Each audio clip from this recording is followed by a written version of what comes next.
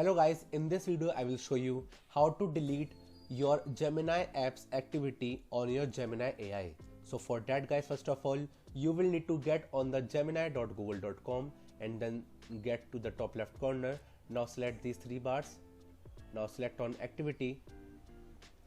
And right here guys, you can see this option right here called delete. Now select its arrow down option and now choose one of these options that you would like to delete activity from the last hour or from the last day.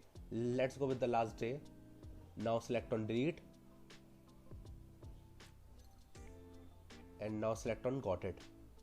And as you guys can see that there has been no activity in your Gemini apps activity. So that's how you guys can successfully delete your Gemini apps activity on your Gemini AI. So that's how you guys can do it, and that's it for the video guys. So if you find this video helpful, then make sure to share this video with your family and friends, and also subscribe to our channel for more such content, and thanks for watching.